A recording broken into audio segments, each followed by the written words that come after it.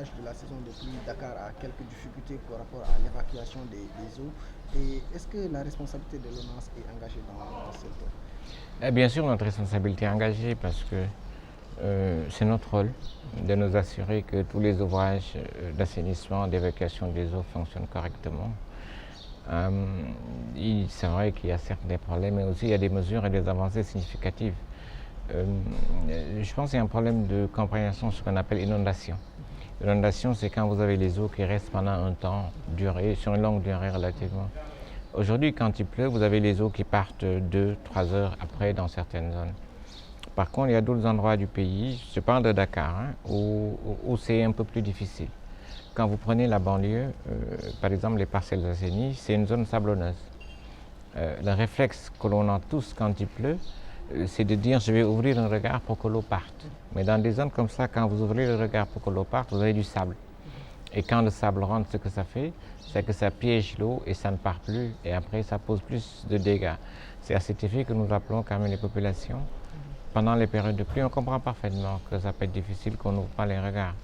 L'ONAS met en permanence 200 personnes sur le terrain qui travaillent 24 heures sur 24 pour régler ces problèmes. Donc on est d'arrache-pied, on travaille dessus de façon permanente. Je pense de façon objective, il faut aussi souhaiter qu'il continue à pleuvoir. Le Sénégal a besoin de pluie, on a besoin d'agriculture. Il faut souhaiter qu'il continue à pleuvoir. Je pense pour ça il faut remercier le ciel.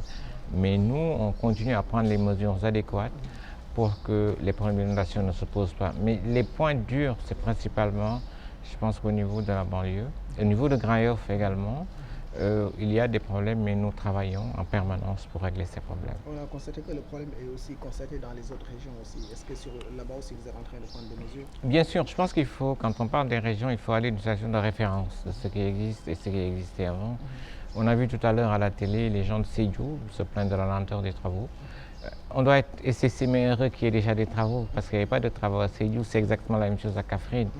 Ces travaux ont pris du retard et ça a impacté naturellement, parce qu'on a voulu redimensionner les travaux pour prendre le plus grand nombre de populations. Touba, c'est des zones critiques qu'on prend. Et Touba, on avait souvent des problèmes, mais il y en a beaucoup moins cette année. Il y a un endroit particulier qu'on appelle le croisement Seignebès, où on a quelques difficultés parce que simplement il n'y a pas d'ouvrage. Kaolack, nous avons un énorme programme de 15 milliards, mais on n'a pas attendu que ce programme se termine. Nous avons travaillé sur deux zones très critiques, c'est ce qu'on appelle Kharoun et terrain d'Ego. Sur le terrain d'Ego, il n'y a pratiquement plus de problème, mais sur Kharoun, depuis 2 jours, on continue à pomper. Mais on retient de façon fondamentale que notre ambition, que notre objectif, c'est d'éviter toute difficulté aux populations pendant les saisons hivernales.